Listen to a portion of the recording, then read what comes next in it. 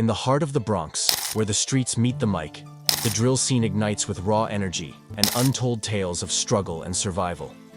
From K-Flock's meteoric rise to Ron Suno's comedic roots turned lyrical prowess, tensions run high as egos clash in a battle for dominance over the gritty beats and relentless flows.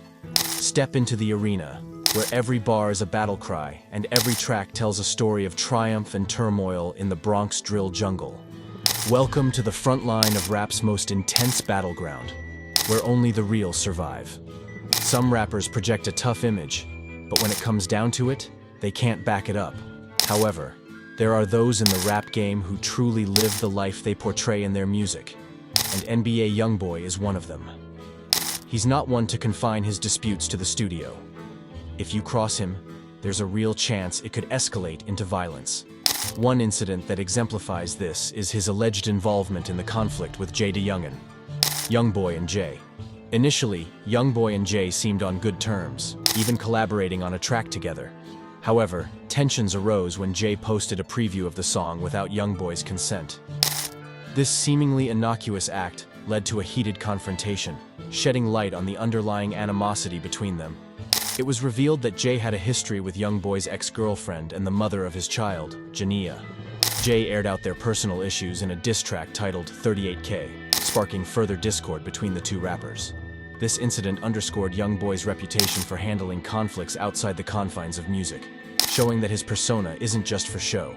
2 years later, Jay found himself confronted by 5 shooters outside his home, and tragically, he didn't survive the encounter. While there's no concrete evidence linking NBA YoungBoy to his death, rumors have circulated suggesting the NBA crew's involvement. Interestingly, despite the tension between them, Jay's family played 38K at his funeral. However, Youngan isn't the only former associate YoungBoy has had confrontations with. YoungBoy's long-standing beef with Lil Durk has been well documented, so fans were surprised when Rich the Kid, a friend of YoungBoy, was seen with Durk in a restaurant last year. Rich took to social media to clarify that he was paid to be there, but YoungBoy wasn't satisfied. When Rich called into YoungBoy's radio show afterward, YoungBoy confronted him about not reaching out first. It became tense as YoungBoy pressed Rich about why he didn't leave the situation, to which Rich couldn't provide a satisfactory answer. Despite his frustration, YoungBoy ultimately expressed a desire to avoid escalating the situation, acknowledging that the conversation was taking place on a positive platform. Before his tragic death in 2020, FBG Duck was known as one of the fiercest rappers in Chicago, representing the GDs and engaging in conflicts with O-Block and the BDs. In one video, Duck encountered some individuals who appeared suspicious while driving through the neighborhood. Rather than resorting to violence, Duck confronted them, revealing his identity and keeping a pistol ready in case things escalated. In another incident captured on video, Duck confronted a person who disrespected the GDs by dropping their gang sign, threatening to break the individual's fingers as a consequence. Duck was certainly prepared to escalate the situation if necessary. However, there's another rapper who has been involved in even more serious altercations. When it comes to rappers ready for confrontation, DaBaby is undoubtedly among the most intense. In 2018, an incident unfolded at a Walmart where DaBaby was allegedly targeted in a robbery attempt. DaBaby responded by pulling out his firearm and shooting the assailant, claiming self-defense. Despite initially facing serious charges, he ultimately received a misdemeanor charge for carrying a concealed weapon. DaBaby. DaBaby's confrontations weren't limited to just that incident. In another altercation a year later, rapper Cam Coldheart taunted and filmed DaBaby in a Louis Vuitton store. DaBaby physically attacked Cam, leaving him battered and humiliated. Cam claimed DaBaby had helped in the assault, but he initiated the confrontation and ended up on the receiving end. DaBaby isn't just willing to confront strangers, he's also willing to take on those close to him. He made headlines last April for fighting with his own artist, Wisdom, backstage at a show. A few days later, DaBaby encountered another trespasser on his property in North Carolina and shot them, resulting in no charges due to the incident occurring on his property. These incidents weren't isolated occurrences for DaBaby. In February of that year, TMZ reported an altercation between DaBaby and his ex-girlfriend, Danny Lee's brother, Brandon Bills. Bills confronted DaBaby over his treatment of Danny Lee, which quickly turned physical.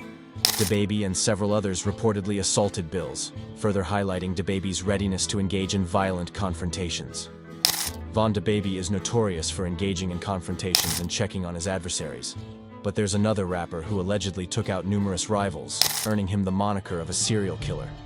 King Von, a street rapper deeply entrenched in the Chicago streets, gained notoriety for his involvement in criminal activities long before he entered the music scene. Linked to multiple murder cases by law enforcement, Von's fatal encounter came when he attempted to confront YoungBoy's associate, Quando Rondo. While alive, Von was regarded as one of the most ruthless individuals in Chicago, willing to go to any lengths to target his enemies. There's even footage of him on Instagram Live, plotting criminal activities. Even incarceration couldn't deter him from seeking retribution. In one incident, while in a county jail holding cell with numerous inmates, Von spotted someone he had issues with and managed to free himself from his restraints with the help of an associate. He then confronted the individual and initiated a physical altercation. The person Von attacked was 051 Freaky, who had previously offended Von by getting a tattoo that disparaged a slain friend of Von's, L.A. Capone.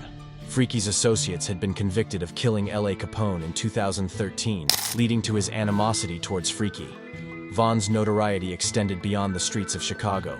He was gaining traction as one of the hottest rappers in the city. However, one of the most significant incidents involving him occurred in a larger context, involving some of the biggest artists in the industry. Young Thug made headlines when his YSL crew faced a RICO case, thrusting him into the spotlight for reasons beyond just his music career. Lee Drilly and Shaw E.K. Lee Drilly was gaining momentum in the music industry, but he still maintained strong ties to the streets.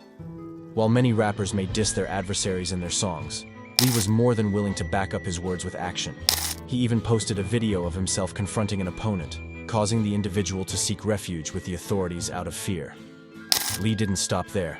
He also encroached on K-Flock's territory, leading to both of them being incarcerated and facing serious charges. Lee and 19 other members of the Drillies were arrested in a large-scale indictment last year, accused of multiple violent offenses, including shootings and stabbings. K-Flock is facing a murder charge and a RICO case, which means they won't have further opportunities to confront each other. Meanwhile, another drill rapper, Shaw E.K., remains active on the streets of the Bronx, documenting his confrontations with rivals on video. Shaw has accumulated numerous enemies throughout the Bronx, making him one of the most disliked rappers in New York. He's known for aggressively confronting adversaries whenever he encounters them on the streets. Whether with his crew or alone, Shaw isn't hesitant to confront his opponents, as demonstrated by incidents where he and his associates confronted individuals after school, robbed them, and chased them down the street. Additionally, Shaw has been observed confronting rivals from the Sugar Hill neighborhood, showcasing his readiness to engage in confrontations regardless of the circumstances. Bronx drill and some others. The Bronx drill scene stands out as one of the most intense in the rap game, largely because many of its artists have deep roots in street life.